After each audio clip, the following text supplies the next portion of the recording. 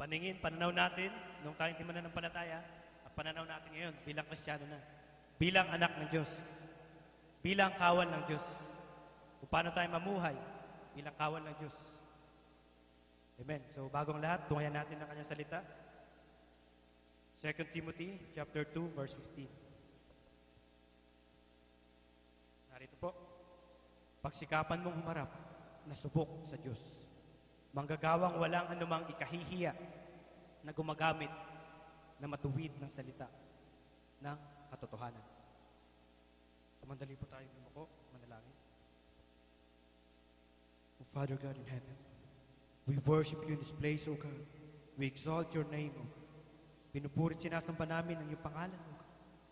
Sapagkat ikaw ay makapangyarihang Diyos na may likha ng lahat, O God, including our lives, O God. Lord, narito po kami, O God. Nagtipon-tipon na naman, O God, upang ikaw ay makapanayam, O Lord.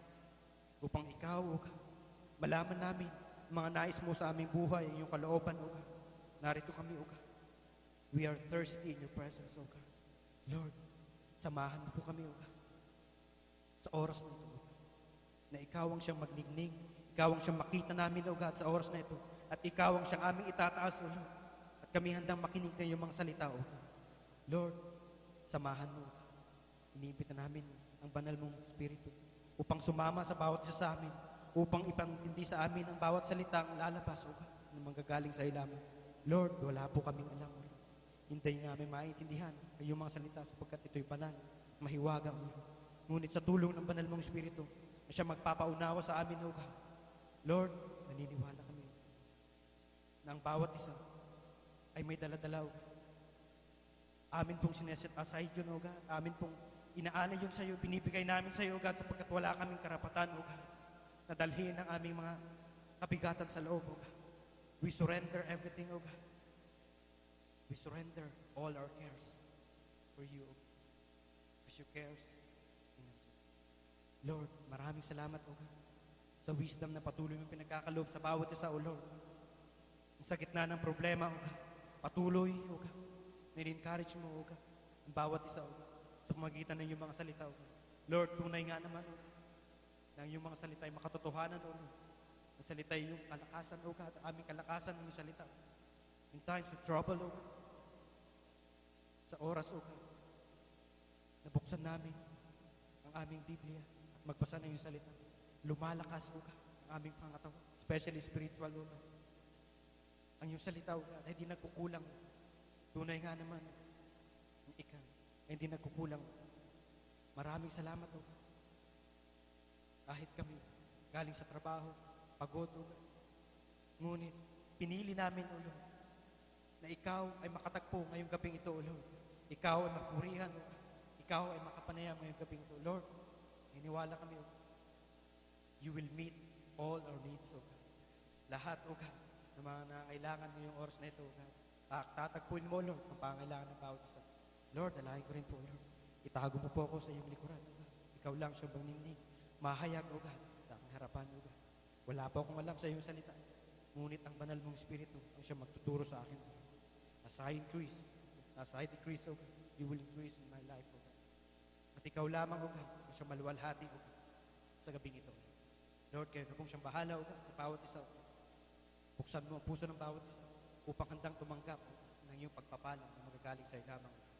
Maraming salamat at iniingatan namin binabalik ang pinakamatas na papuri, pagsamba at pasasalamat sa tanging pangalan mo lamang, aming Panginoon Jesus, at ang lahat ng iyong lingkod ang nagsabi.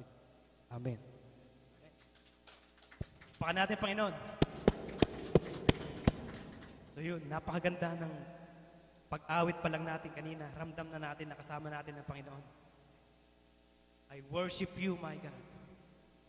Binu-worship. Nandito tayo, hindi para makinig lang ng kanyang salita, ngunit para tumanggap ng pagpapala ng kanyang salita ay mananahan sa atin at ating ibabahagi. Paglabas natin, yun yung tunay.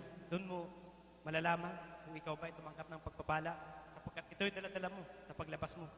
At ikaw ay maging instrumento ng pagpapalang yun upang ibahagi din sa bawat mga kasalamuhan nating hindi pa naman mananampalataya. Amen? So, ayon po sa kanyang salita, Pagsikapan mong humarap na subok sa Diyos. Manggagawang walang anumang kahihiya. So lahat pala tayo bilang nakatanggap na sa Panginoong Hesus. Lahat tayo ay manggagawa. We are all servant of God. Servant of Lord. Tayo, ang bawat isa, ay mayroong responsibility bilang kawal niya, bilang manggagawa niya. So ano yung responsibility niyon? Tumugon sa kanyang panawagan. Ang vision natin, Matthew 28, chapter 18, verse 21. Ating ipangalat ang salita ng Panginoon, baptizing them in the name of the Son, in the name of Jesus Christ, in the name of the Father, and of the Son, and the Holy Spirit. So bawat isa sa atin na tayo nakatanggap na bilang mananampalataya, meron pala tayong responsibility ipangalat ang salita ng Diyos. At tayo'y manggagawa ng Panginoon. At pagsikapan natin humarap sa Kanya na subok. It means tunay na naglilingkod sa Kanya. Subok sa lahat ng mga bagay. In times of troubles, tayo pinanghihinaan. Ipakita natin na tayo Kanyang lingkod. Tatayo tayo sa ating pananampalataya. Tatayo tayo sa Kanyang salita. Ipakita natin sa bawat isa na tayo malakas dahil pinapalakas tayo ng ating Panginoon. Sabi nga sa Philippians chapter 4 verse 13, I can do all things through Christ who strengthens me. So bawat isa pinanghihinaan, isipin lang natin ang cross, ang ginawa ng ating Panginoon. Binigay niya ang kanyang buhay para sa atin. Kung ikaw pinanghihinaan, isipin mo lang si Jesus Christ. Ibinigay niya ng buong buo ang kanyang buhay upang tayo ay ihahon sa lugmok, sa putik. Kung ikaw pinanghihinaan, isipin mo lagi, Jesus Christ. Kapag inisip mo si Jesus Christ, wala ka nang hahanapin pa. Nasa sa Kanya na lahat. Jesus Christ overcome all. Siya ay nagtagumpay. Kahit kung inisip mo siya, ikaw din ay magtatagumpay. Ibigay mo lang sa Kanya lahat. So tayo ngayon ay lingkod. Ang bawat isa sa atin ay lingkod ng Diyos. Ang bawat isa sa atin ay manggagawa ng Diyos. Pagsikapan natin humarap sa Kanya ng subok at walang ikahihiya. So we serve Him. He is our Master, Jesus Christ. So paano natin mapaglilingkuran ng Panginoong Diyos kung may pinaglilingkuran tayong iba? Sabi nga sa Matthew chapter 6 verse 24, we cannot serve two masters at the same time. Hindi natin mapaglilingkuran ang Panginoon kung meron tayong ibang pinagkakalabalahan. We should focus on Him alone. Sa Kanya lamang ang ating focus ayon sa Kanyang salita. Matthew chapter 6 verse 24, sino may hindi makapaglilingkod sa dalawang Panginoon sapagkat kapopuotan niya ang isa at iibigin ang kalawa. O kaya'y magtatapat siya sa isa at pawawalang halaga ang ikalawa. Hindi kayo makakapaglingkod sa Diyos at sa mga kayamanan. Hindi kayo makakapaglingkod sa Diyos at sa mga kayamanan. So narito na ngayon. As a servant of God, a servant of Lord, atin bang tinatayuan ang Kanyang salita? Bilang mananampalataya, ano mas importante sa atin? Pera o ang Kanyang gawain? Marami mananampalataya nasa worldly Christian na ngayon. Hindi na sa spiritual Christian. Worldly Christian, makikita mo sila sa mga gatherings. Nandyan sila lagi. Pero in times na medyo yung schedule, yung hectic na schedule, bumibigay. Pinipili yung pera o anything, hindi lang pera, hindi lang kayamanan. Anything na tinatangkilik ng tao na mas inuuna niya kaysa gawain ng Panginoon, nagsisilbing masters din yun. Anything na ipinagpapalit mo ang gawain ng Panginoon, iba ang pinagsisilbihan mo.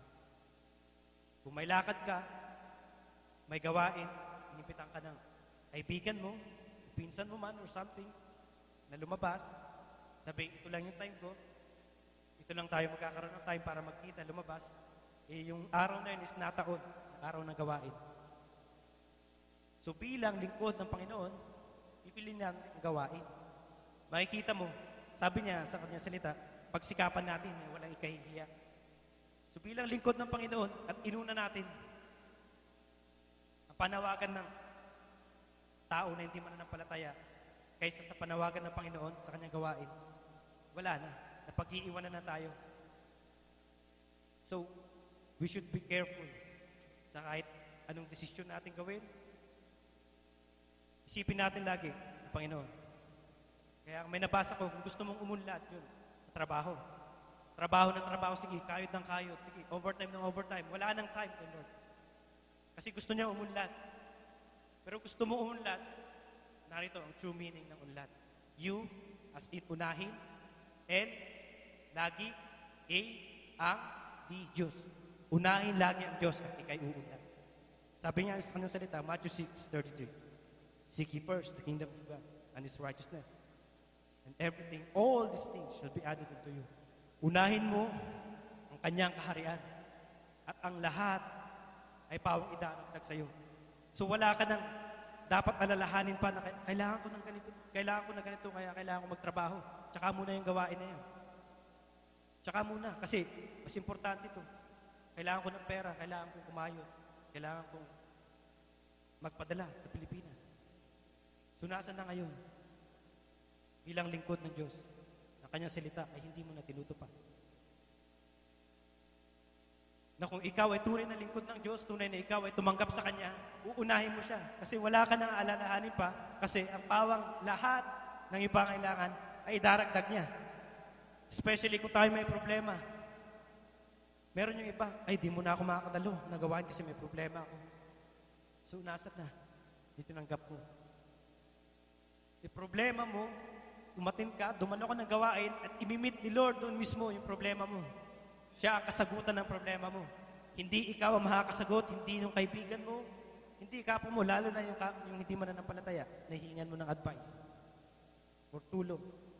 Ang una nating lapitan kaagad, kapag tayo may problema, ang una nating lalapitan ang Panginoon.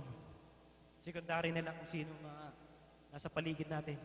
Make sure kung lalapit tayo, ay sa mga kapatiran na mananampalataya. Sapagkat kung lalapit ka sa makamundo, ay ikaw kanyang ililigaw at lalong ilulupo sa problema. Ngunit sabi niya sa kanyang salita, unahin ang kaharian at katuwiran at ang pawang lahat ay dadagdag. So any problem we face today, kapag inuna mo ang Panginoon, katatagpuin niya. So naniniwala ko ngayong gabing ito, kung sino man ang may problema, kung sino man ang may pagsubok, tatagpuin ng Panginoon ngayong gabing ito. Buksan lang natin ang ating puso at handang tanggapin ang bawat salita niya. Katatagpuin niya ang bawat pangailangan ng bawat isa. Sapagkat kung tayo ay mananampalataya na, sapagkat kung tayo tumang sa Kanya ng buong buo, tayo ay lalakad ayon sa Espiritu. Hindi ayon sa laman. Uunahin natin ang mga bagay na ayon sa Espiritu. Pangailangan nating espiritual, hindi ayon sa ating laman. Niwala ako ngayong gabing ito, maraming galing sa trabaho, pagod.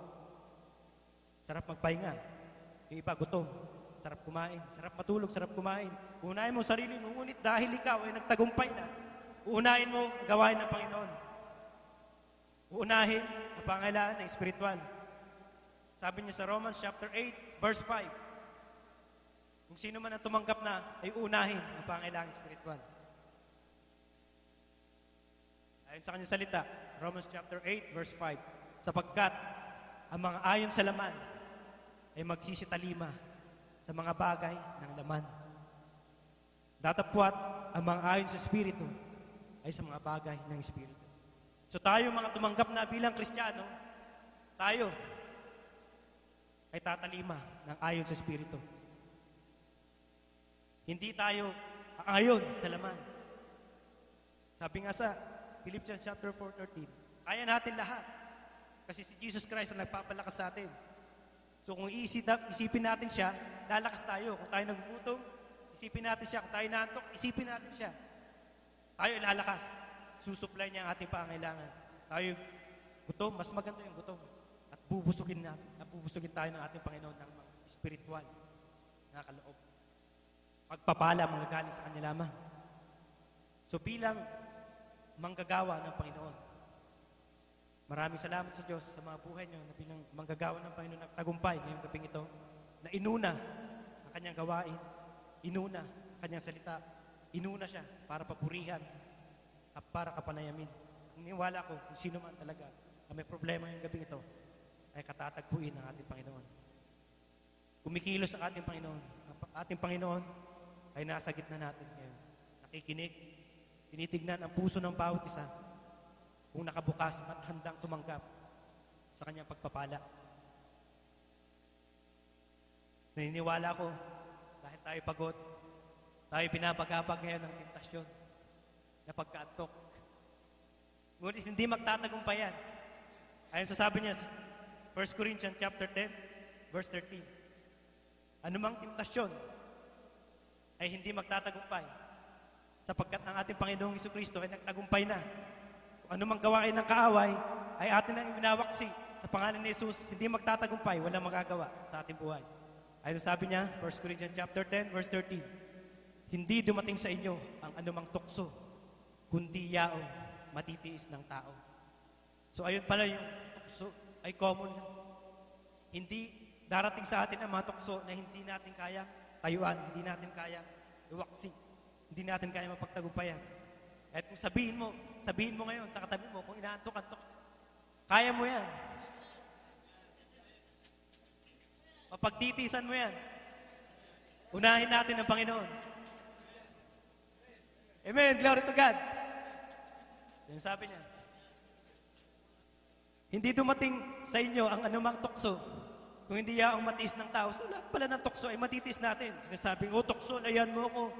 Hindi mo kailangang sabihin sa tukso na lumayo sapagkat kaya mo naman pagtiisan. Lumayo ka man o hindi, kaya mo pagtiisan. Isipin mo lagi, Jesus Christ. Kung ang tukso naman ay hindi kasalanan. Once hindi mo tinitake yan. A crime is not a crime. Hanggat hindi mo ginagawa. So yung tukso nandyan lang. Pero ang tuksong yun ay hindi magtatagumpay, lalo na sa ating mga tumanggap. Lalo na sa ating mga Kristiyano bilang totoong lingkod ng Diyos. Ay hindi mananaig, hindi magtatagumpay yung tukso sa ating buhay. Sabi niya, hindi niya itutulot na kayo'y tuksuin ng higit sa inyong makakaya. Ang ating Panginoon ay laging nandito sa atin. Hindi niya hahayaan dumating sa atin ang tukso na hindi natin kakayanin. Siya'y lagi sumasama sa atin, lagi niya tayong pinapalakas, ini-equip niya tayo sa ating pangailangan upang pagtagumpayan ang tukso niya. Sabi niya, kundi kalakip din ng tukso ay gagawin naman ang paraan ng pag-ilag upang ito'y inyong matiis. So ang Panginoon pala, na pinagkakaluban niya tayo ng wisdom para ilagan ang tuksong yun. Naniniwala ko, ang bawat isa sa atin, nakaranas na ng temptation, tukso. Naririnig niyo yan. Huwag mong gawin yan. Masama yan. Nandyan, yung pag-ilag. Ginagabayan niya tayo. Nandyan yung wisdom niya. Labanan mo yung tuksong yan. Mapapasama ka niyan, di makakabuti sa'yo yan. So ang bawat isa na nagsasabi na sila'y Kristiyano at sinabing natukso ako, no. Nung time na yun, nung natukso siya, hindi siya Kristiyano. Kasi kinalimutan niya si Jesus Christ.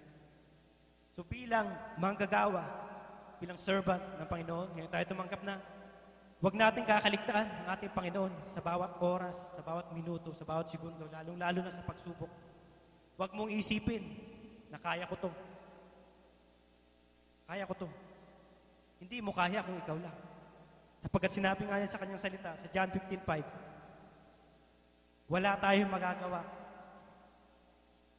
kung tayo malayo sa Kanya. Apart from Him, we can do nothing. Wala tayong magagawa. Kaya wag mong sabihin, kaya ko to. Kaya mo yan. Hindi. Kaya ko yan dahil kasama ko ang Diyos. Hindi siya magkukulang. Hindi siya magkukulang. Sabihin mo sa katabi mo, hindi siya magkukulang. Amen. Glory to God. Salamat sa Diyos at lahat ay bukas ang puso at ready tumanggap ng pagpapala. Sapagkat tayo, bilang Kristiyano, nung ating tinanggap na ang ating Panginoon bilang sariling Diyos at tagapagligtas, tayo ay pinagkalooban niya ng virtue. Ng virtue yung mga ugali na nanggaling sa Kanya mismo. Ang Kanyang kalooban. Ayon sa Kanyang salita sa Philippians chapter 4 verse 8, tayo pinagkalooban niya ng power.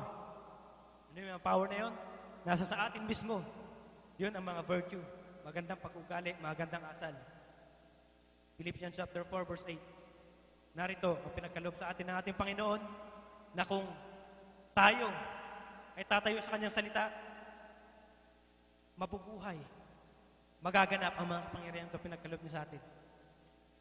Katapos-tapusan mga kapatid, anumang bagay na katotohanan, anumang bagay na kagalang-galang, anumang bagay na matuwid, anumang bagay na malinis, anumang bagay na kaibig-ibig, anumang bagay na mabuting ulat, kung may anumang kagalingan at kung may anumang kapurihan, ay isipin ninyo ang mga bagay na ito.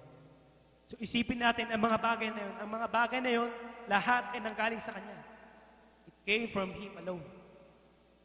All the perfect gift came from Him alone. So lahat ng mga bagay na kaaya-aya, depende sa paningin ng tao, sa paningin ng Diyos. Huwag tayong palinlang. Kung ang bagay ay kaaya-aya lang sa paningin natin, napakaganda. Perfect. Okay na to. Okay na sa akin to. Kukunin ko na to, gagawin ko to. Mag-isip ka. Isipin mo, Jesus Christ. Pag inisip mo lang si Jesus Christ kasi lahat na magkoconnect eh. Isipin mo lang lagi si Jesus Christ. Magkoconnect na. Isipin mo si Jesus Christ. Tama ba to? Kalooban mo niya to. Ito ba ay maganda para sa akin? Ito ba ay makakatulong para ako'y makasunod sa Kanyang panawagan? Isipin natin palagi. Kaya nga, siya, Jesus Christ, are everything. Wala ka nang hahanapin pa. Nasa sa Kanya na lahat. He overcome the world. And when you believe in Him, He will overcome. Nakasama mo. You will overcome lahat ng pagsubok, lahat ng pangailangan mo, lahat ng sumisira sa'yo, lahat ng tumutukso sa'yo, lahat ng tumatawa sa'yo, dahil ikaw praise the Lord nga, tinatawanan ka, kinukutya ka, you will overcome all them. For Christ is with you. Amen?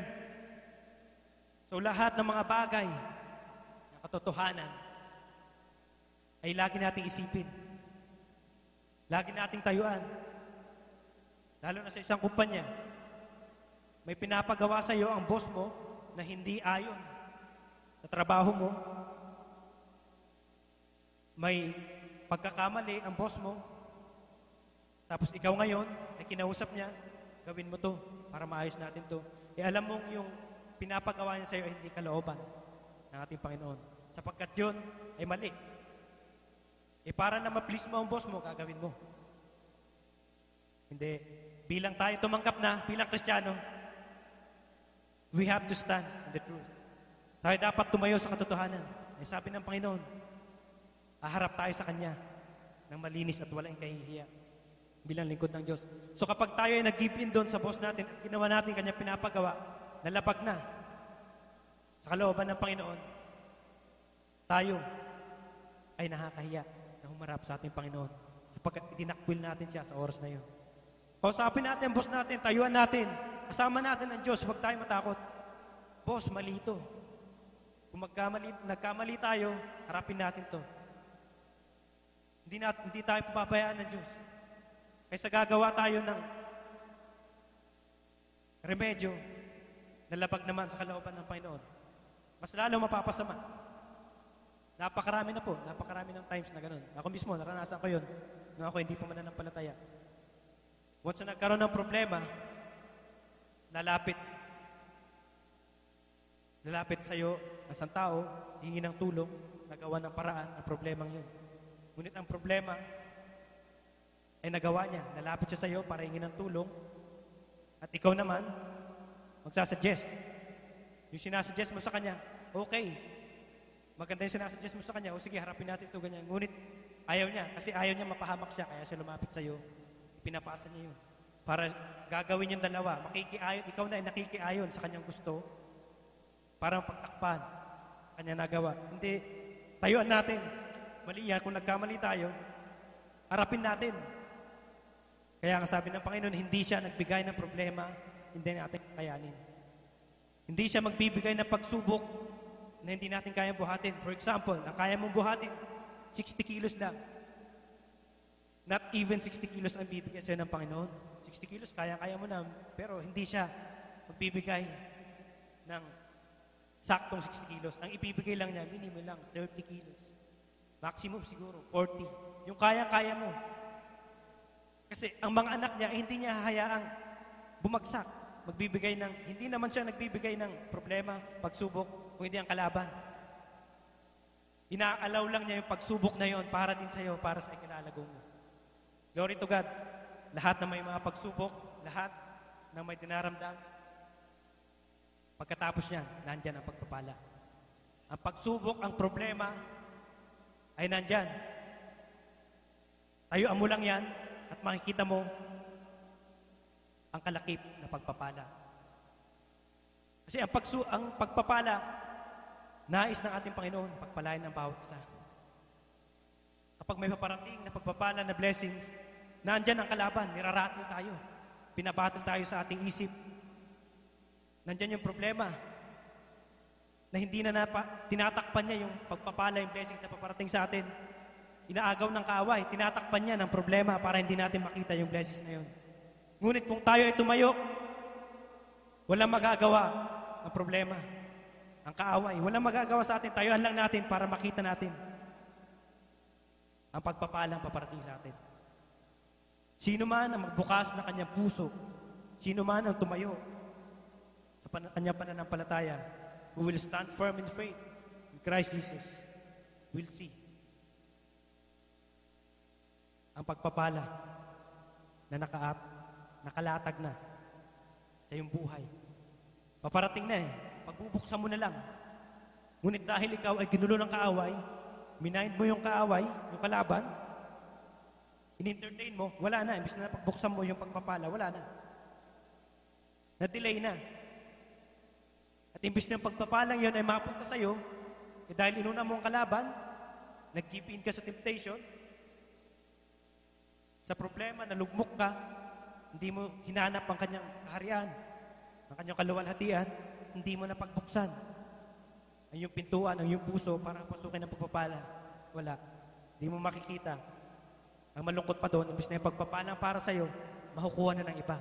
Kung sino ang bukas ng puso, ay yun ang makakuha. Siya ang una makakuha. So, imbis yung pagpapalang yun ay sa'yo, napunta na sa iba. Kaya dapat bilang mananampalataya, bilang servant of God, we have to stand firm, huwag tayong tutulog-tulog, patuloy na magbantay, patuloy na buksan ang puso. Hindi lang naman, meron yung ipas, kaya na makamundo, buksan ang puso. Okay, buksan natin yung puso. So lahat na pala, ina-absorb niya, makamundo, makalangit. Kasi bukas, sabi mo, bukas eh. Kung ikaw ay nililid ng Spirit, alam mo kung anong kukunin mo. Alam mo kung ano yung i-absorb mo. Bilang ikaw ay Kristiyano, alam mo kung dapat i-absorb mo. Kung ikaw nagpapalusot, sabi, buksan ang puso, kaya binuksan mo. Kaya ako, narito ako ngayon. Marami akong mahal sa buhay. Kasi binuksan ko ang puso, nagmahal ako. Marami. Hindi, palusot. Nag-even sa temptation, so ibig sabihin, hindi niya totoong tinanggap ang Panginoon. So walang Kristiyano, walang tunay na Kristiyano na may kabit, na may ibang asawa. Walang tunay na Kristiyano na nagdi-divorce, maliban na lang talaga kung ang kanyang partner ayaw na. Hindi katulad yung sabi ni Kuya, Muslim. Sa kanila, nasa old times pa sila na po pwede mag-asawa na marami. Natural nga naman si Abraham. Marami siyang anak. Sa iba't iba. Sila David, Solomon, marami asawa. So nandun pa yung paniniwala, pananaw ng mga Muslim. So naiwan pa sila. So nakakalungkot, may mga kapatiran na katalunan ng gawain. Ngunit hindi siguro nila binuksan ang kanilang puso sa pagdalo ng gawain. Pinahagian ng isang ministeryo na Muslim. Nilatagan ng pera. Wash out. Yung narinig niyang salita ng ating Panginoon, dahil sa nilatag kanya, nilatag sa kanya, nandyan yung promotions, nandyan lahat ng special favor pag nag-Muslim ka. Nakakalungkot, marami sa aking mga katrabaho. Sa nasabi nila, dati silang Kristiyano sa Pilipinas. Dati sila nag-a-alive, nagpupuri daw sila. Praise the Lord, sabi. Pero nakakalungkot, nandito ngayon. Nag-Muslim na. At ako mismo ay hinihikayat nila. Sabi, sige bro, maganda itong napuntahan ko ngayon kumpara dati. Nung Kristiyano ako, ang dami kong problema. Nung Kristiyano ako, ang daming pagsubok. Ngunit narito ako ngayon sa Saudi. Tinanggap ko to, itong kulturang to, itong relihiyon na lang to. Lahat, nandyan na. Promotions, mabilis ka ma-promote. Kung may magawa ka na problema sa kumpanya, madali lang ayusin kasi Muslim ka na. Magkasala ka sa kumpanya, sa company namin kasi napakaraming masakit mo isipin. Napakaraming Pilipino ang magnanakaw. Napakaraming nahuhuli. Kaya maraming nagmumuslim. Yung iba, nagnanakaw, nahuli, papakulong. So, mag-Muslim ka na lang. Lahat ng kaso mo, kakancel namin at patuloy ka magtatrabaho sa kumpanya namin. Yung iba na dadala. Nag-Muslim na sila. Yung iba na-promote pa. So naandun na. Sige Brad, maganda to bro. So napasok ko to. Tignan mo, ang bilis ko na-promote. Tignan mo, kahit hindi ako magtrabaho ng maayos, wala, hindi nila ako sinisita. Si Muslim ako. So lahat na, nasan na doon? Bilang tayo nakatanggap na. Bilang anak na ng Diyos. Tayuan natin yung mga yun. Kaya nga sabi ko sa kanila, kung sinasabi mo doon sa Pilipinas ay Christian ka, at dito sa Saudi ay naging Muslim ka, sa Pilipinas pa lang hindi ka na tunay na Kristiyano. Kasi kung tunay na Kristiyano ka, kahit saan ka ilagay, kahit sa gitna ng gyera, si Jesus Christ pa rin ang ibabandera mo. Hindi ka magpapatinag sa kung anumang problema, kung anumang pagsubok, temptation na ilalatag nila sa'yo. Kapag inisip mo Jesus Christ, wala. Sapagkat hindi napunta sa atin o hindi inilatag sa atin ang temptation na yan, ang problemang yan, na hindi natin kaya mapagtagumpayan. So, glory to God. Napakagandang wisdom ng ating Panginoon. Pinagkaloob sa bawat isa na tumingin lang sa Kanya at lahat ay tatayo. Wala nang hahanapin pa. Lahat ng problema, in the split of a second, kaya ng ating Panginoong isolve yan. So hindi mo kailangan paghirapan sa sarili mo. Hindi mo kailangan trabahuhin yung problemang yon. Na maubos na yung oras mo, maubos na yung lakas mo para na masolve yung problemang yun. Hindi. Magtiwala ka lang sa Kanya, manalangin ka sa Kanya. At the same time, syempre gawin mo rin yung part mo. Narito ang isang sitwasyon. Lord, gusto kong yumaman. Lord, gusto kong magkaroon ng bahay. Lord, gusto kong magkaroon ng bagong damit, sapatos. Lord, gusto kong magkaroon ng trabaho. Nandiyan na lahat. Oo, ipagkakalob yan sa'yo. Kung talaga yan ay pangailangan mo at kung gagawin mo yung part mo, Lord, kailangan ko ng trabaho. Ikaw naman ay nakahilata lang dyan. Tutulog-tulog, kain-tulog, sarap ng buhay. Sabay ngayon, manalangin ka, magpapalusot ka, dalangin na ano yan, dasal ako ng dasal na magkaroon ng trabaho, di naman ako binibigyan ng trabaho. So, nasan ngayon ang Diyos? Kinu-question pa nila.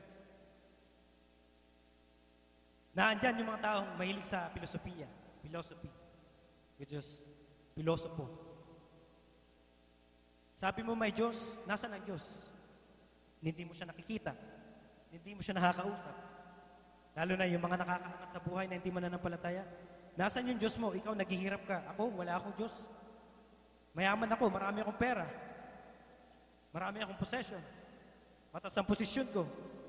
Ikaw, na sinasabi mo, naglilingkod ka sa Diyos, na may Diyos, na sinasabi mo, ang Diyos mo ay nagpo-provide ng lahat ng pangangailangan mo. So, nasan siya? Ba't ikaw mahirap ka pa rin? Kasi yung mga taong yun ay bulag pa. Hindi nila nauunawaan ang tunay na kayamanan.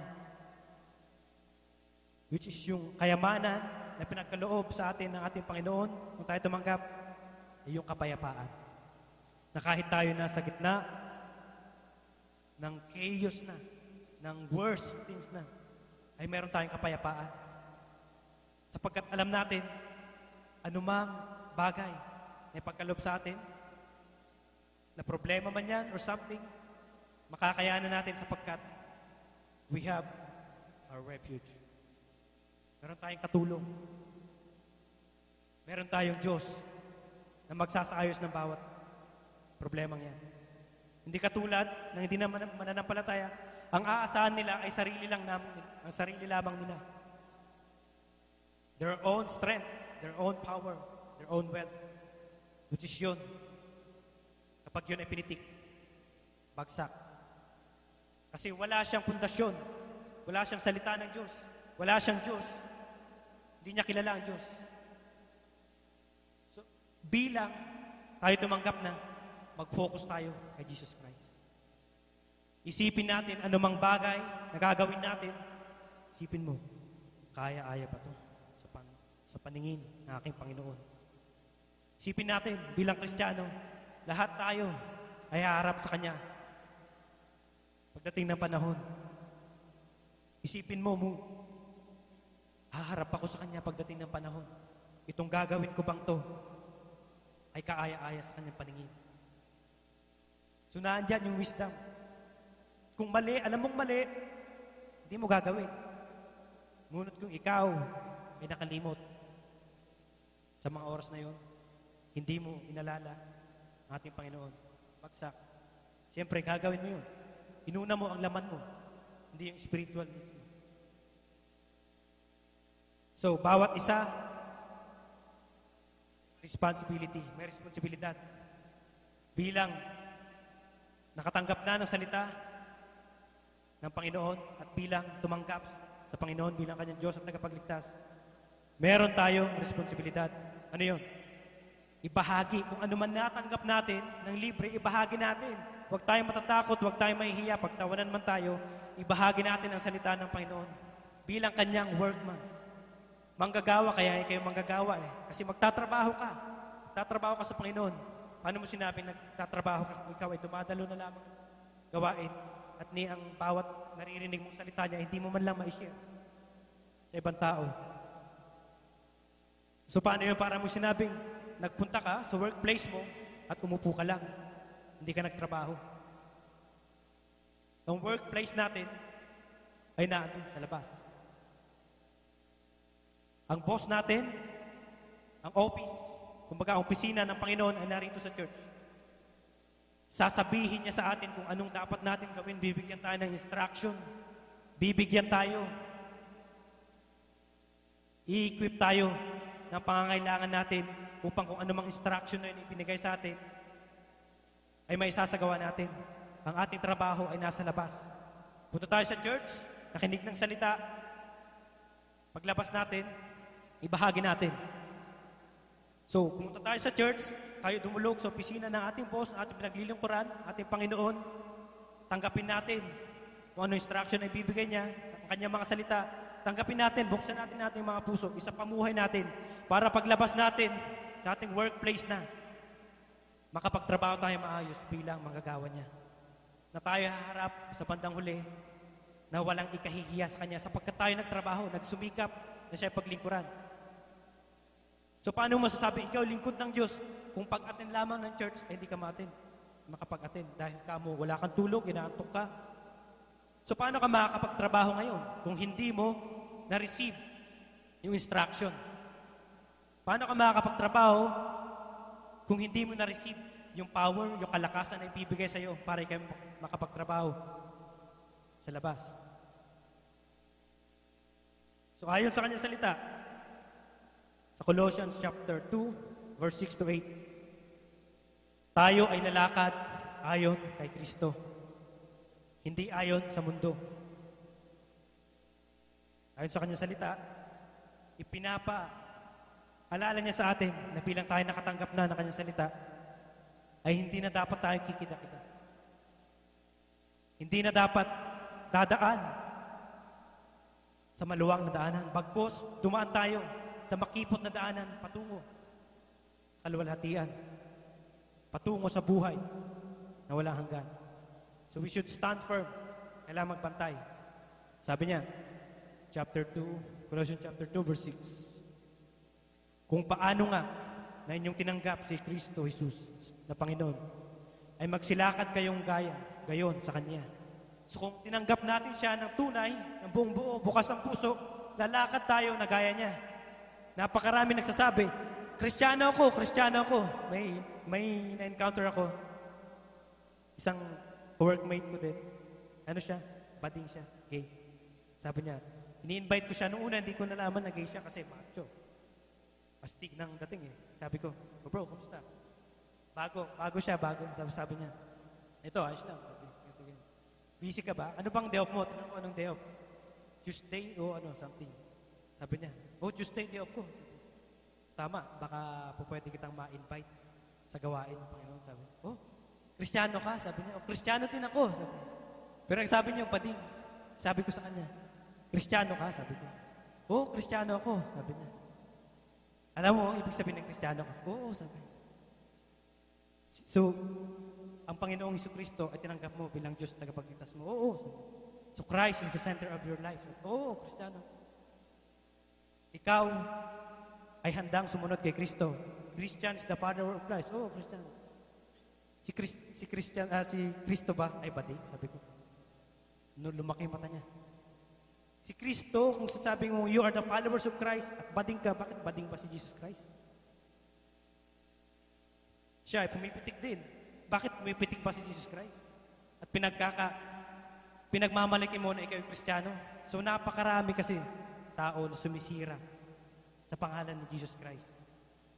At naniniwala ko ang simbahang ito ay gagamitin para itayo ulit ang pangalan ng ating Panginoon.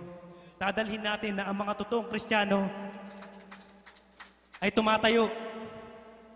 So napakarami ngayon ng mga worldly Christians ang mga tawag ko. Sinasabing Kristiyano, dumadalo. Pag nasa simbahan, okay. Pag sa labas, yun na. Ginagawa kung anong nais. Napakaraming churches na maraming attendee, hindi na nila nalalaman kung sino yung mga attendees nila. Napakarami na. Iba tomboy, iba bading. Napakatagal na. Yung isa nga, nasa company namin 7 years na. At tinanong ko kung ilang years na siyang dumadalo sa Christian church. Sabi niya, almost 6 years na. Almost 6 years ka nang dumadalo sa isang simbahan. Ganyan ka pa rin. Bakla ka pa rin. Nanlalalaki pa rin. Nagbubuking nga yun ng ibang lahi. So, 6 years kang dumadalo doon, hindi ka man lang... Grabe, sabi ko. At napakalakas na ang loob. Nagpupuri daw siya Nagpupuri ako sa Panginoon, kumakanta ako. Sabi, paano ka nagkakaroon ng lakas ng loob? Sabi ko na nagpupuri sa Kanya, ganyan ka pa rin. Sabi niya, naiintindihan naman ng Lord yun kasi siya ay mapagpatawad ng Diyos, sabi niya. Grabe. So nasa na doon yung focus? Nasa na kung ikaw ay manggagawa ng Diyos, ay iba yung ginagawa mo. Sabi nga niya sa Kanyang salita, sa 2 Timothy chapter 2, verse 4 yata yun. Sabi niya, kung ikaw ay kawan ng Diyos, ay magiging abala ka lang sa pagiging kawan mo. Hindi ka magiging abala sa ibang bagay. Magiging abala ka lang sa pag-serve mo, sa Panginoon mo, sa Lord mo. Yan sabi, sino mang kawal na nasa pagkakawal ay hindi nahalubilo sa mga bagay ng buhay na ito. Upang siya ay kalugdan niyaong nagtalas sa pagkakawal. So yun, kung tayo bilang servant ni Lord, ay mag-serve tayo sa Kanya. Hindi tayo dapat kikida-kida. Kung ikaw ay nasa trabaho, magtrabaho ka. Tayo nasa trabaho ngayon bilang Kristiyano na. Narito tayo sa church. upang makareceive ng kanyang instruction kung ano ang ating gagawin at paglabas natin, yun ang i-apply natin. So paano mo sinasabing servant ko? Nagpunta ka sa boss mo, binigay siya instruction, paglabas mo, iba ang ginawa mo. Gaya ng maraming engineer sa atin. So may plano na binigay sa atin. So yung plano yun, susundin natin. Dapat, kung tayo ay nagpapasakop sa nagbigay ng plano, paglabas, kung sarili mong plano ang ginawa mo, wala na, paano ka kalulugdan ng yung boss nagbigay sa'yo ng plano? Hindi na sunod, hindi na natupad ang plano niya na nais mong gawin.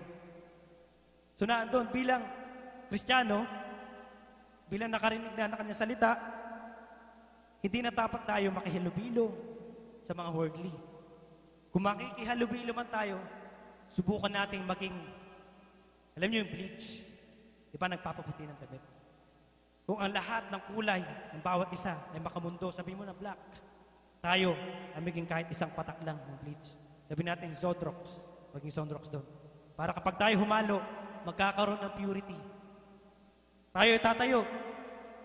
Kung tatayo ka, paano kapag ikaw ay ginawang bleach, ipapatak pa lang, nag-refuse ka, hindi mo hinayaan yung bleach na yun ay bumagsak. Ibig sabihin, sa tubig. So hindi siya halo. Hinarang mo. So ikaw, na pinadala doon, imbis na dadali mo yung instruction na binigay sa'yo, dahil marami sila, mag-isa mo, nahiya ka siguro, natakot ka or something, hindi na, nakiayon ka na sa kanila. Yung instruction na binigay sa'yo, nabago na. Yung plano mo, dapat, na maging purification dapat doon. Sa topic, kumbaga, yun, may nagkukwentuhan. Makamundo, kagaya sa trabaho namin. Napakaraming Pilipino doon. Pag break, maraming Pilipino nagkukwentuhan. About sa babae, pag nanakaw, ganun lang. Kapag hindi man ampalataya talaga. Babae, pag nanakaw, minsan, pa sila, kapayabangan, nakapagkano ka na? 300 pa lang. Ikaw, magkano na? 500. Pero sa trabaho namin, magtataha ka, napakalit ng sahod. Pero tumatagal ng 14 years, 15 years. Ba't hindi ka naganap ng iba? Okay naman sa akin to. Nabubuhay ako. Meron akong trabaho, nakasama ko din. Yun, sabi niya, Kristiyano siya. Nag-a-attend siya sa GILGF, dun sa Malas. 4 years siya nag-attend. Magli-5 taon siya. Sabi niya, 4 years na ako nag-attend, sabi. 4 years siya. 5 years siyang tatrabaho. Ang sahod niya, mababa pa yung sahod nila noon, 2,000. Sa'yo pang bahay, sa'yo transportation. So magkano na natira? Sa'yo pang pagkain. Magugulat ka, yung bahay niya sa Pinas, nagastos daw niya, 1.8 million. Paano nangyari yun? Pinakita niya yung bahay niya. Napakaganda nga ng bahay niya. Ganda, pulido. Sabi niya, madiskarte ka lang bro. Yayaman ka dito. Sabi. Ini-invite pa niya ako sa church nila. So, paano ako sasama sa church niyo? Ikaw mismo nakikita ko bilang representative. Ganyan ka, sabi ko. Naniniwala ka ba, sabi ko, sa mga naririnig mo? Kapag napipreach yung pastor niyo. Naniniwala ako. So, Kristiyano ka, tumatayo ka, sabi ko. Sa salita ng Panginoon, tumatayo ako. Nagpupuri ako sa Kanya. Sige. Narito ngayon. So, bakit nagpapautang ka, may tubo? Kung ikaw Kristiyano, nagpapautang, may tubo. So, imbis yung tao, tulungan mo, hindi. Pinagkakakitaan mo pa. So, yung kasama ko yun, ngayon nalipat sa Hayat Mall. Pagdating niya doon, siguro mga 2 months, nahuli siya. Ina-advisean ko siya noon. Sabi ko, tigilan mo na yan kung talaga totoo. Ikaw ngayon ang sumama sa simbahan, pinagsisimbahan ko. Sabi ko, hindi, may inatindan din ako. Doon hindi ka nababago, subukan mo dito. Para magkaroon ng pagbabago, sabi ko. Gusto niya sana, kaso nakikita niya sa akin na wala. Kasi inaano niya ako na pitikin natin yan. Marami kasing customer, sa amin kasi, napakadali na talaga. Ang customer namin, bibili ng 1,000 halaga, damit. So, babalik yung customer ngayon, magre-refund ang halagang 200. So, may natirang 800. Pwede mong i-refund yun. Bubulsa mo na. So, ganun. Ako assistant manager doon, hindi ko i-approve doon. Kung inano sa akin na may refund, yun, titignan ko. Ako yung mag-ano. Pero kapag, yung iba kasi, hindi na ako tinatawag dahil nga, may pitik Hindi ko naman alam na may refund kung nasa opisina ako. Wala. So pagdating ko na lang, paglabas ko, kita ko napakarami ng resibo ng Ripanto. So maya't maya, labas siya ng labas. Ihi ng ihi. Maya't maya, pagka-uwian na, kinakwento niya sa kasama namin. Nakaganto ako ngayon. Hindi niya alam na yung kasama ko, nagkwento niya kasi pinabahagyan ko ng salita ng Diyos. Nakakatuwa, kapag tayo pala ay nagbabahagi, nandyan lagi yung mag-i-equip sa atin, nandyan lagi yung pangailangan natin ay pinoprovide ni Lord. Yun, hindi ko nalalaman na pumipitik yun kung walang sa akin, nagre-relay sa akin, nagsasabi sa akin. Hindi, ang ganda, kumbaga hindi ka pupunta sa battle nang hindi ka bibigyan ng armas ng Panginoon. Armas, at hindi lang armas, kakampi. Bibigyan ka niya ng kakampi. Lalo kung pinabahagyan mo na rin, konti na lang, konting push na lang, at makakasama na yun. Kung talagang tatayo siya. Kasi, marami sa namin kasi napakaraming pating. Bago siya, marami siyang pangailangan, maliit na sahod, napakaraming pating. Merienda dito, bigay dyan, bigay dito, bigay dyan. Pag day off, yun, nandun siya. So sabi ko, wag kang mag-give in dyan, sabi ko. Kung tunay, sabi ko, lagi ka nakikinig sa akin, lagi kang umuo, ngunit ang ginagawa mo, ay patuloy din. Hindi, sabi niya. Ano naman yung kasama natin, lahat ng sinasabi niya, iyan ako sa'yo. So yun. So yung kasama namin, pumipitik, hindi niya alam na alam ko. Isa lang sabi ko, kahit kapwa tayo Pilipino, kasi sa amin, company namin, nakita mo ang kapwa mo Pilipino nagnakaw, bilang Kristiyano, natural, tatayo ka, sabihan mo mali. Sabihin mo sa manager nyo kung may mas nakatataas pa, ito, nagnakaw to. Kapag ginawa mo yun, naku po, kawawa ka. Babatuin ka lahat na Pilipino. Ano ba yan? Pilipino ka, pinagkano mo, kapwa mo Pilipino, ganito, ganyan. Ikaw ang masama. So, kaya yung kasama ko, sir, wag mong sasabihin na akong nag-ano. Bakit ka natatakot, sabi ko? Kung nasa katotohanan ka, hindi ka pababayaan ng Diyos, sabi ko, kung talagang naniniwala ka. Lagi mo sinasabi na naniniwala ako. Oh. Kung talagang naniniwala ka, huwag kang matatakot kahit malaman na lahat ng Pilipino na ikaw nagsumbong dyan. Huwag kang matatakot, kutsain ka nila. Di bali nang ang makamundong tao magkutsa sa'yo, mag-judge sa'yo. Basta ang Panginoon, sa tingin ng Panginoon, malinis tayo. Sapagkat lahat tayo ay haharap sa Kanya. Kung ikaw ay haharap, nandiyan na. Imagine mo si Lord Jesus. Bakit nung mga araw na yun, kumampi ka? Anong papalusot mo? Ano mo? Nandiyan na yung wisdom na nagsasabi sa'yo na huwag mong gawin yan. Dahil nakatakot ka, nahiya ka, ginawa mo. Bumigay ka. Tunghayan po natin yung salita niya sa Revelation chapter 21 verse 8 po. Nakakalungkot po ito.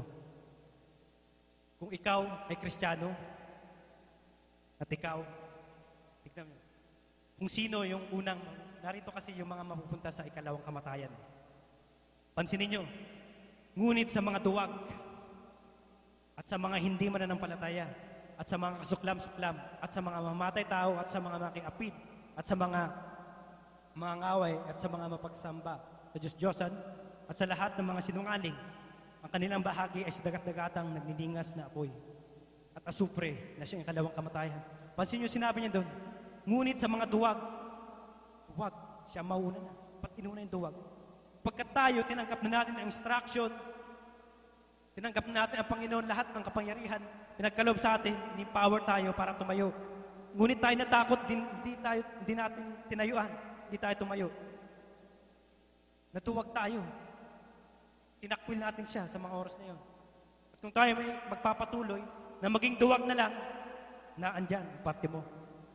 Sayang yung pinagkaloob sa'yo. So dapat, tumayo tayo. We have to stand firm in our faith. Kasama natin ang ating Panginoon. Huwag tayong matakot. Kaya sabi ko, kahit kapwa natin Pilipino yan, sabi ko, makahuli ko lang yan. Yun, malaki tao yun eh. 6-footer yata yun, ang laki pa ng katawan. Mas malaki pa kay Kuya Roy. Ang laki, kaya yung isa yung natatakot. Sabi niya, huwag mo sasabihin na sinasabi ko sa'yo. Sabi, ba't ka natatakot? Sabi ko, baka ano yun ako niyan. Ang laki eh. Sabi ko, huwag ka matakot. Sabi ko, tumayo ko sa katotohanan. So kung ano man, kapag nahuli ko yan, sabi ko, kahit kapwa ko Pilipino, kahit kasama natin, Binabahagyan ko na ng salita, ayaw niya makinig. Binahagyan ko, sabi ko. Kasi alam ko na, may idea na ako magnanakaw siya. Pinapaano ko lagi. Bakit napakaraming magnanakaw sa kumpanya natin? Nakakaawa sila. Kasi kailangan pa nila magnakaw para matustos sa pangailangan nila. Nagnanakaw sila, hindi nila alam. Sa bandang huli, kamatayan ng kakantungan. Pinapasa ko na sa kanya lahat yan. Sabi niya sa akin, hindi siguro. Sabi. Ang daming magnanakaw dyan, ang sasarap ng buhay. Masaya, ayaman. Sabi niya. Tignan mo mga politiko, ayaman. Tama nga naman.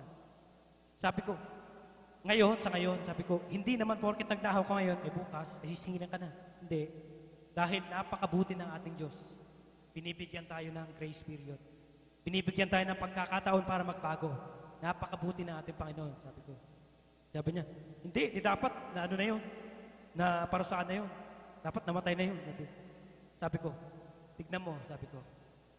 Ikaw, yung ibang tao, hindi ko sinasabi ikaw, yung ibang tao nga dyan small time lang ninanakaw, sabi ko. Malit lang yan na bagay. How much more? Tignan mo si Gloria. Milyon. Inapoles, bilyon. Napakarami. Milyon, sabi ko. Nasaan sila ngayon? Nagbabayad na ng kanilang kasalanan. Sabi niya. Siguro talagang magkakasakit sila. Sabi, si Gloria talagang magkakasakit yun. Sabi, maraming palusot, maraming alibay. Sabi ko, naandyan na yung parusa ng Panginoon. Unti-unti na sila. Hanggat di sila nagsisisi. Hanggang sila mawala na. Sabi ko, hindi, buhay pa naman Sabi, ang dami palusot.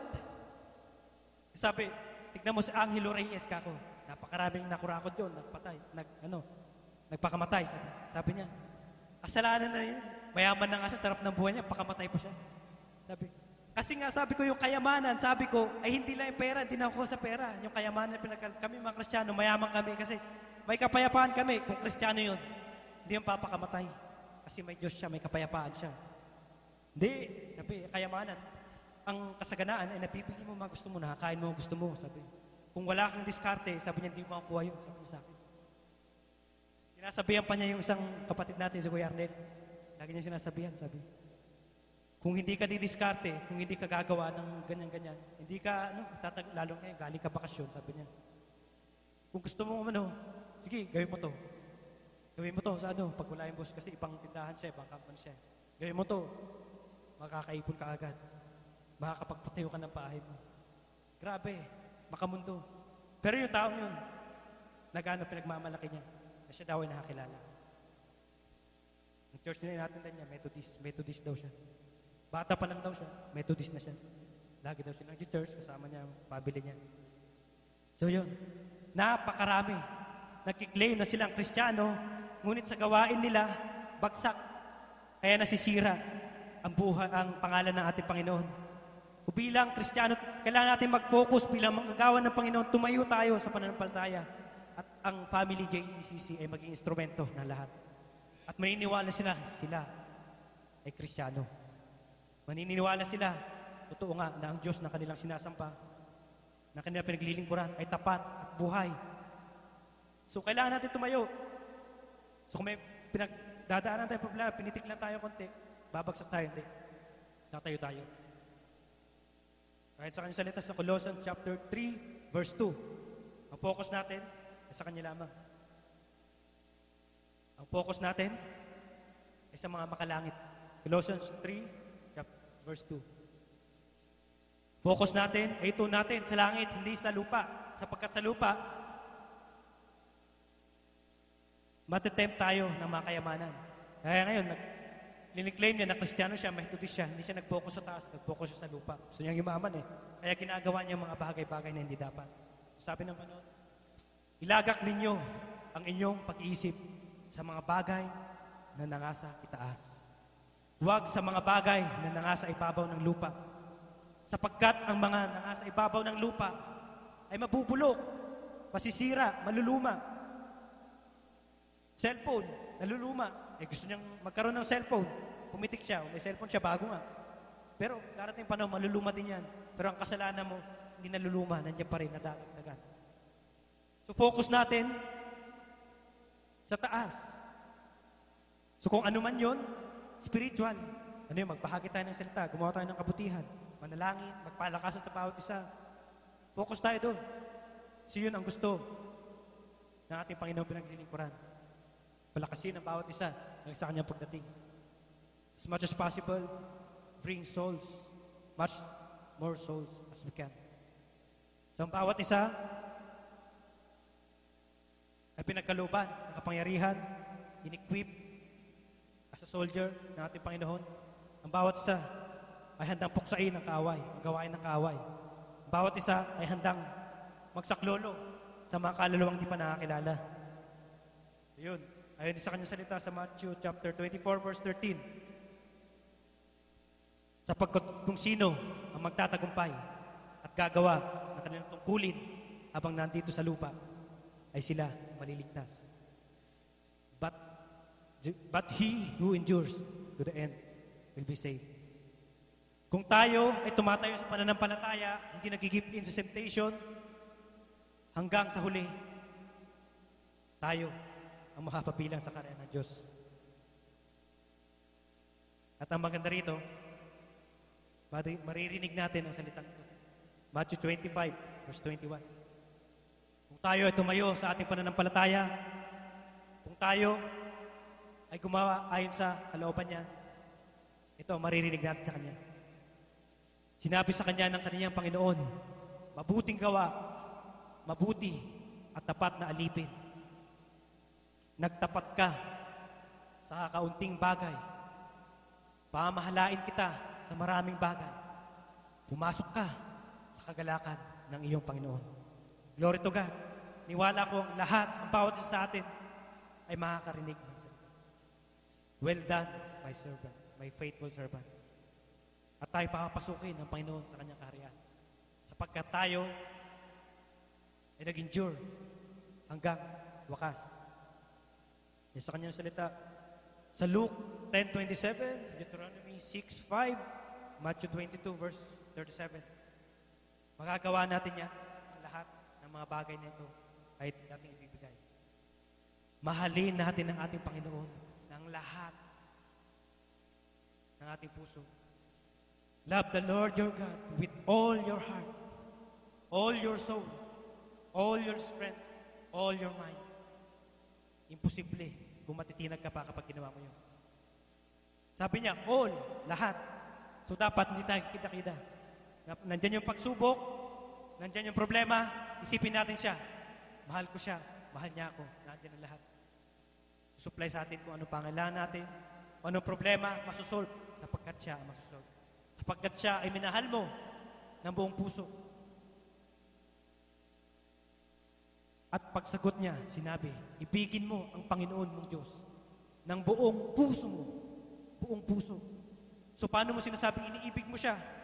E may gawain siya, inuna mo, yung barkada mo, kaibigan mo, pinsan mo, na inaya ka sa labas, which is inilalayo ka sa gawain.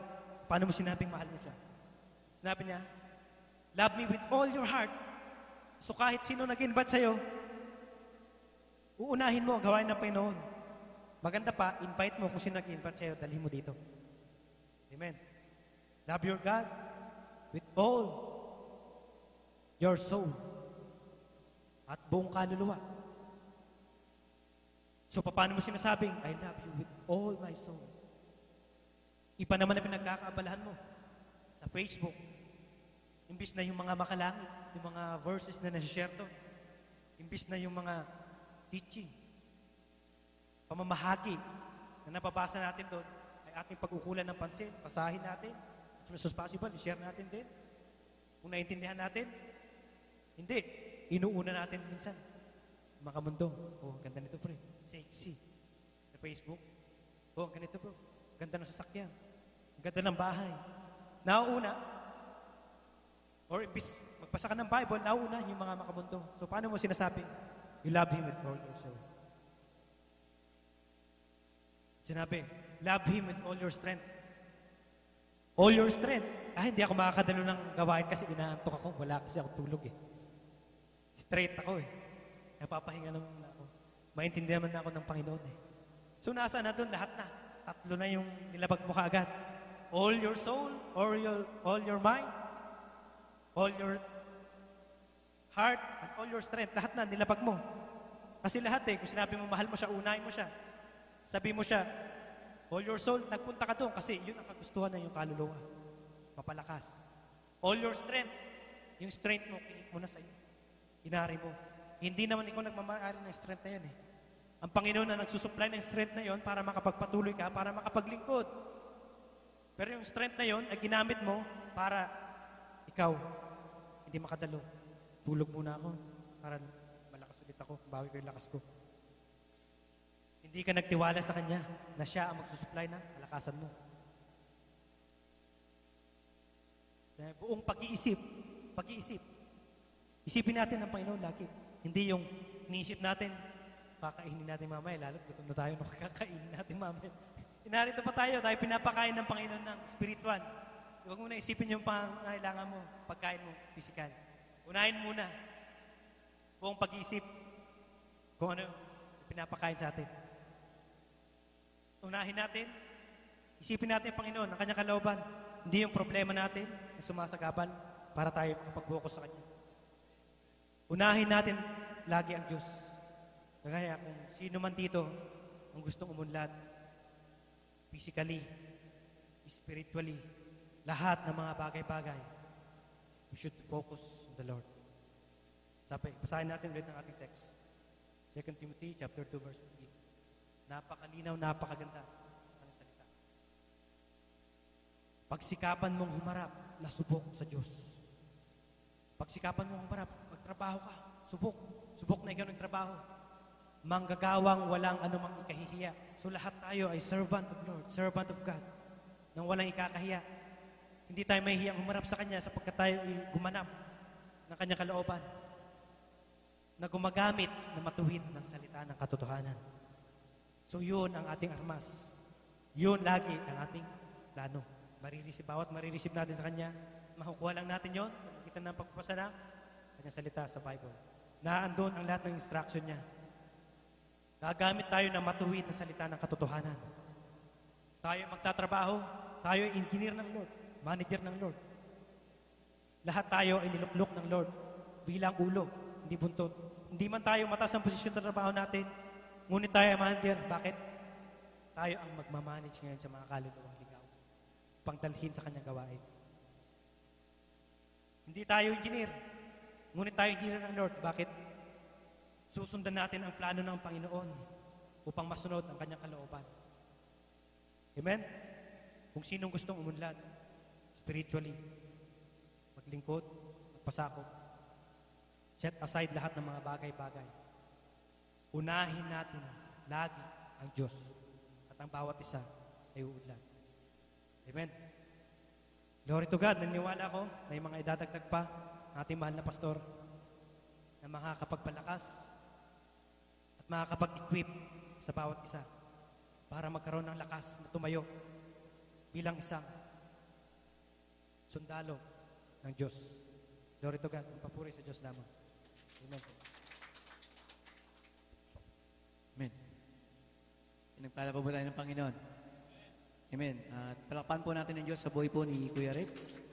At naniniwala ako mga kapatid, sabi po ng text po natin, sa King James ko. Kasi nabasa ko, binimeditate ko rin yung verse niya.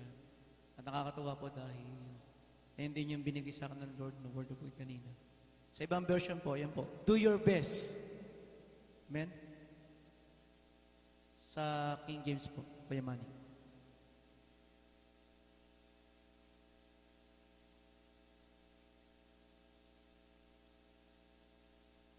Dito, para mabasa nila.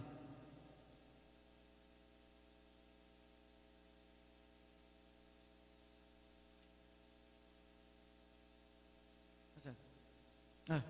Meron nakatalikod eh. Hindi.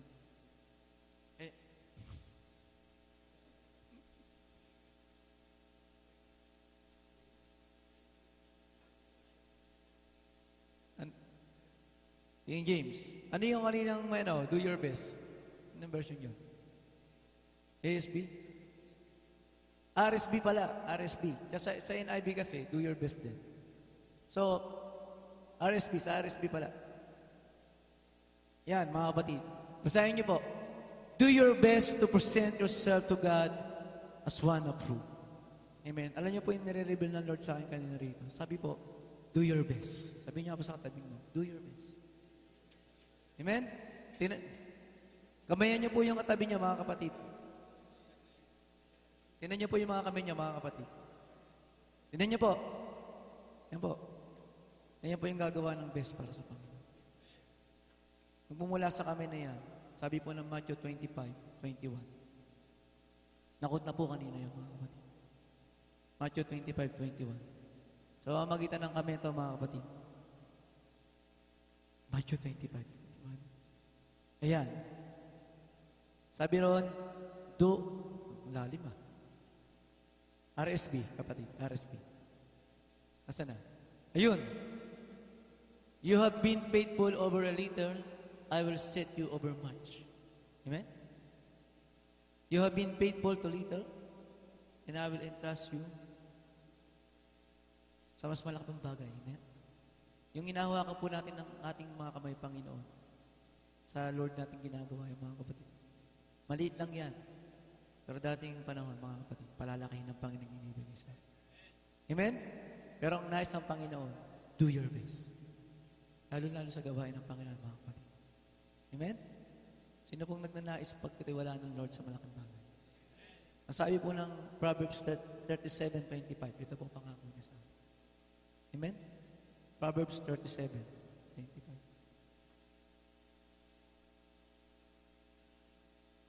Na sabi ni David, mula sa aking pagkabata hanggang sa aking pagtanda, ay wala akong nakitang tapat sa Panginoon na ang kanyang anak ay malimos. Amen? Sino pong gustong pagpalain ng Panginoon? Maging tapat po tayo sa Panginoon. Yan po yung susi talaga. Kaya nga meron tayo Matthew 6:33. Lagi nating unahin ang kaharian at kalagayan ng Diyos. At sabi po ng Proverbs 10:22, ito po yung blessing talaga, mga kapatid. Total, napag-usapan kanina yung maraming blessing. Sabi ng Proverbs 10:22, the blessing of the Lord makes rich. Sa iba, make us wealth. And He adds no sorrow with it. Gusto niyo ng pagpapala? Para maramdaman niyo at maranasan yung ito yung pagpapala, mga kapatid. Dapat walang sorrow yan. Amen? Walang kapaghihatian. At maging maingat tayo, mga kapatid. Baka yung ginagawa nating best, hindi para sa kalooban ng Panginoon. Amen? Kaya gawin natin yung bagay para sa Panginoon. Amen? At naniniwala ako, mga kapatid, na darating ang panahon, ang bawat isang nandito sa ating ngayong gabi, mga kapatid, God will entrust us sa mas malaking bagay. Amen? Pero sisimulan ng Lord yan sa maliit. Amen po ba? At kung paano pinagkatiwalaan ng Lord ang buhay ng ating pastor, mga kapatid, si Pastor Ariel. Even right now, bagaman siya nasa Pilipinas, ito yung bunga ng pinagkatiwala sa kanya ng Panginoon. Sino po ang handa magpatuloy nun, mga kapatid? Amen. Transfer lang yan, mga kapatid. Pero ang tanong po dito, mga kapatid, kung paano pinagpala ating pastor, mag-overflow po sa atin. Amen? Amen po ba? Amen. At naniniwala ko, mga kapatid, sabihin mo sa katabi mo, do your best. Do your best. Sa lahat ng may ministry, sa lahat ng wala pang ministry, involve yourself sa isang ministry. Amen? Pasisimulan ka ng Panginoon dito. Amen? Dito tayo pasisimulan ng Panginoon. Imposibleng pasimulan ka ng Panginoon sa labas. Dito sa loob muna, mga kapatid. Sapagat nais ng Panginoon, gamitin niya tayo. Paano tayo aharap sa maraming tao na tayo approve sa harapan ng Diyos kung dito hindi mo na-practice yan? Amen? Kaya marami nagsasabi, 4 years. 4 years na ako, 5 years na ako. Mga kapatid, sabi ng salita ng Panginoon, maraming nauuna na at maraming nahuhuli na una. Mga kapatid, sa paglilingkod sa Panginoon, hindi po sukatan ng edad. Bagamat sinasabi kong bata pa talaga ako. Pero, kagaya yung nangyari ng Aram Friday, mga kapatid, hindi ko po inaasahan yun. Amen? Kung i-share ko po sa inyo, ako'y patakas na talaga. Amen? Ako'y papalayo na. Yun ang talagang nais kong gawin. Pero hindi inalaw ng Panginoon. At talagang inantay lang ng Panginoon na tawagin niya tayo. Sabi po ng Isaiah 49:1, na bago pa lamang tayo sa sinipupunan ng ating ina, tinawag niya tayo. Amen? Ibig sabihin po, may panawagan po tayong lahat. Amen? Isaiah 49:1. Kung nagkakamali ko, yun po yun. Okay, ito pala. Ayan po. Amen? Wag po yung ASP. Meron po akong hindi nakita. Meron po akong nakita kakaiba dyan. Amen?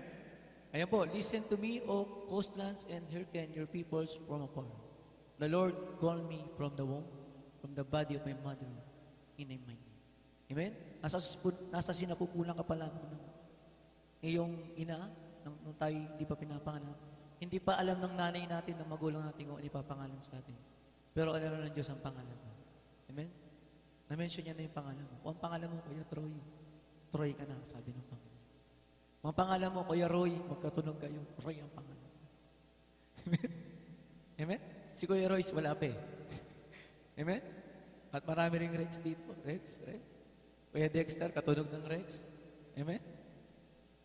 At naniniwala ko mga kapatid, ang bawat sa atin may panawagan. At ang panawagan na yan, mga kapatid, magsisimula sa mali. At i-reveal ng Lord kung ano yung bagay na yan, mga kapatid. Sabi po ng Romans 11:29, for the gifts and calling of God is irrevocable or unchanged. Ang regalo at ang panawagan ng Diyos sa buhay ng bawat isa ay hindi na magbabago, mga kapatid. Hindi na mababago yan. Kaya sabihin mo sa katabi mo, no turning back. No turning back. Kung tinawag ka sa oras no, ang pagkakatiwala sa inong Panginoon, wala nang balik-balikan, ha? Kung ang panawagan ng Lord sa buhay mo ngayon, musician ka, panawagan ng Diyos sa iyo. Kung kabahagi ka sa transport, kahit partner ka lang ng transport sa unahan, yung tinatawag doon.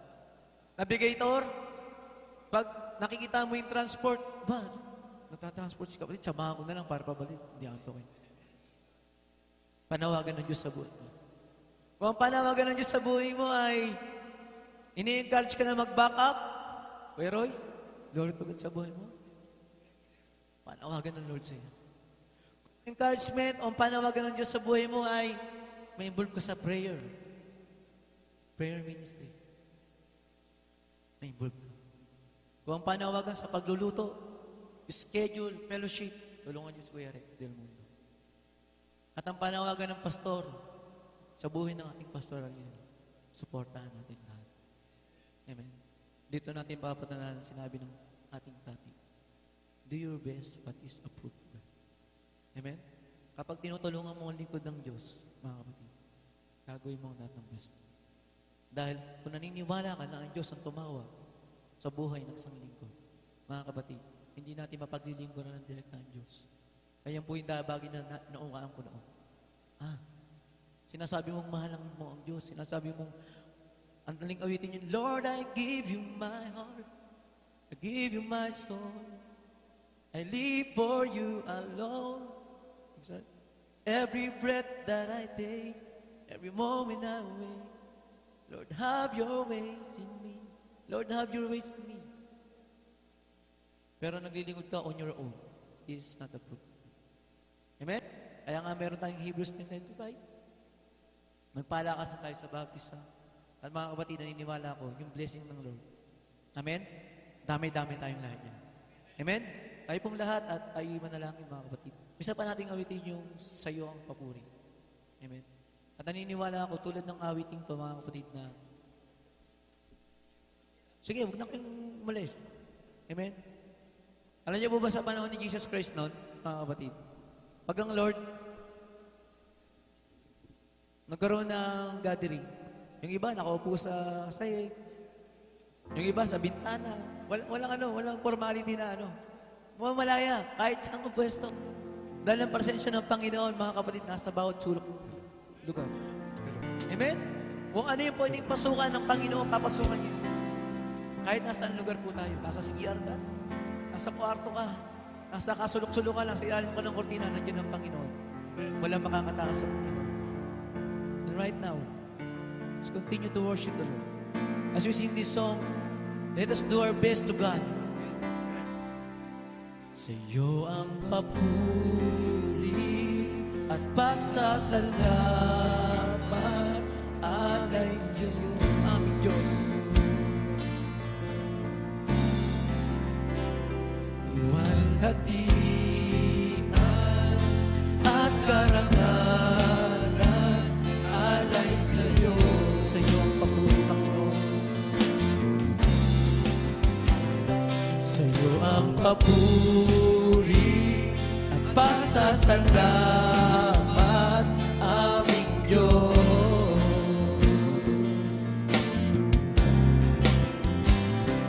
Luwalhatian at karangalan alay sa iyo.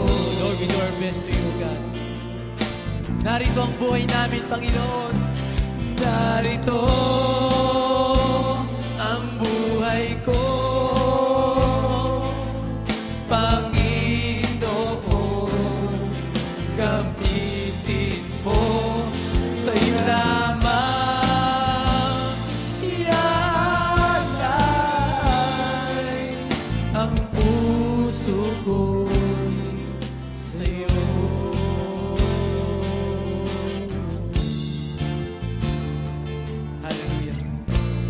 Salamat, Panginoon.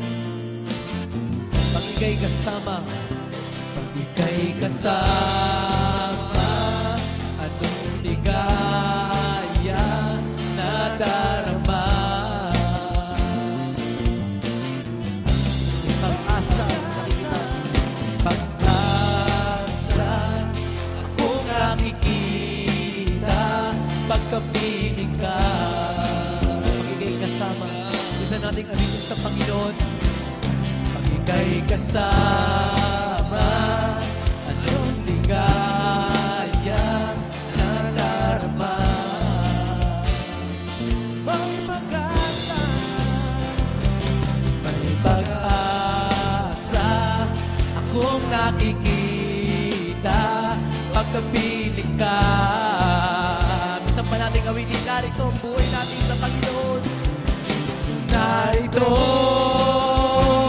ang buhay ko, Panginoon. Gamitin mo sa'yo lamang ialay. Sabay natin taas ang ating mga kamay. Awitin natin ito ng buong puso sa Panginoon. Narito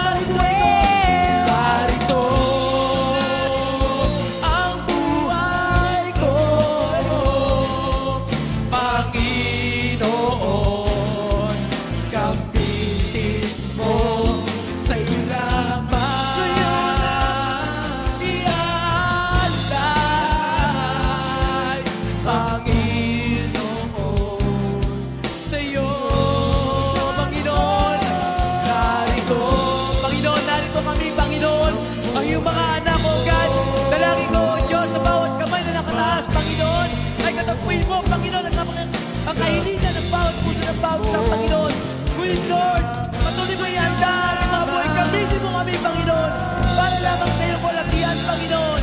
At ayaw mo, Panginoon, turuan mo kami, Panginoon, pakita namin, O Diyos, ang nararapat para sa iyo, Panginoon. Narito ang buhay ko, Panginoon. Gamitin mo sa'yo lamang ialay ang puso ko'y sa'yo. Narito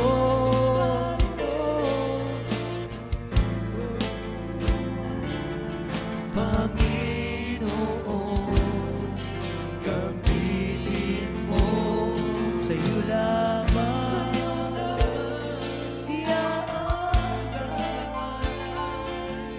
ang puso ko'y sa'yo. Sa panating awitin ang buong puso. Narito, Panginoon, buhay namin, O God. Inaalay namin sa iyo, Panginoon. Gamitin mo, Panginoon, ang buhay namin. Para sa iyong kalatian. Para lamang sa iyong kalatian, Panginoon. Para lamang sa iyong kalatian. Iniaalay namin, Panginoon, buong puso't buhay, puso ko. Dalangin namin. Gamitin niyo po ang buhay namin. Narito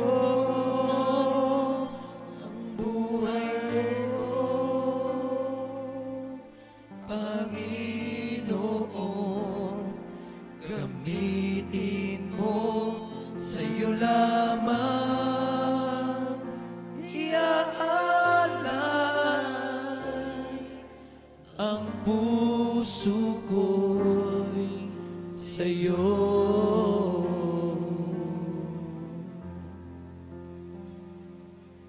Ang puso ko'y sa iyo.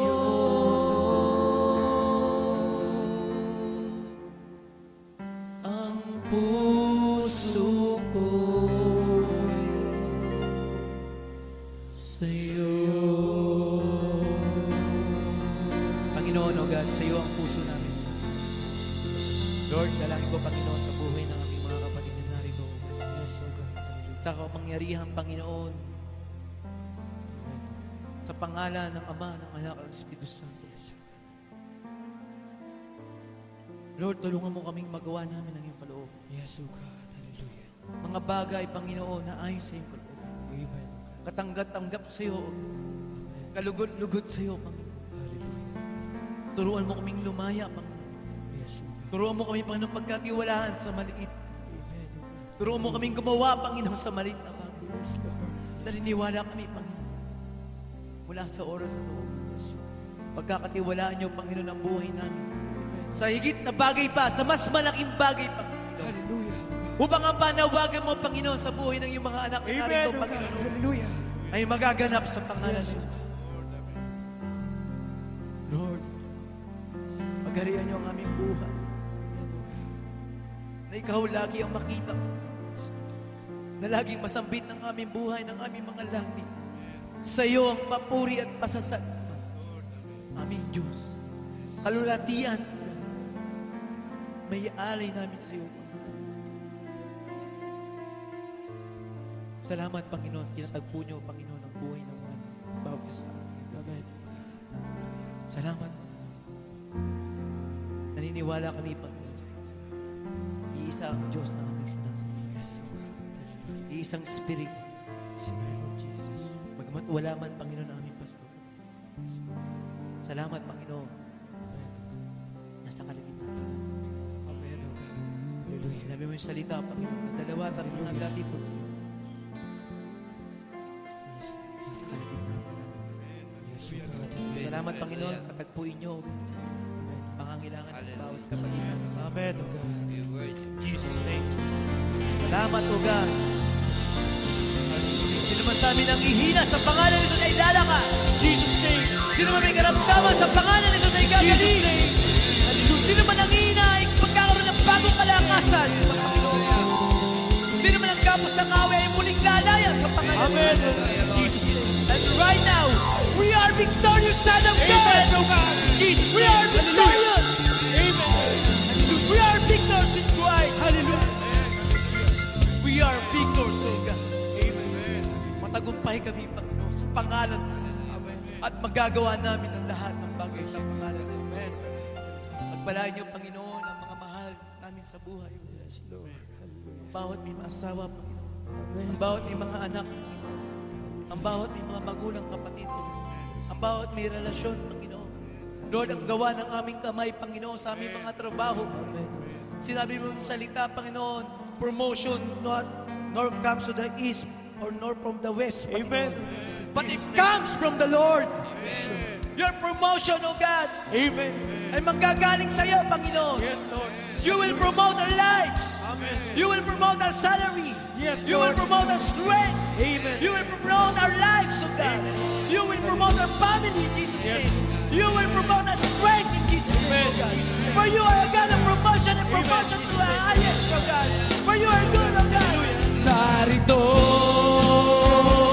ang buhay ko, Panginoon.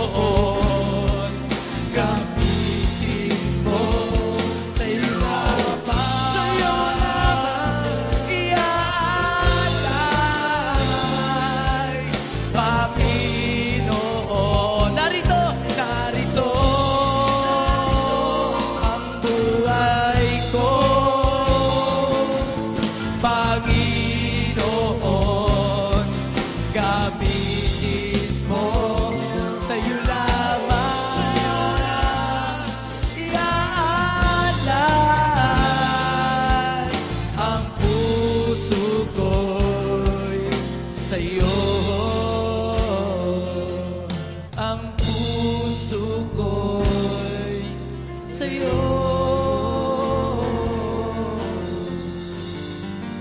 Ang puso ko sa'yo, Diyos, ang lahat ng paborit mo ng iyang karangalan sa iyong pangalan.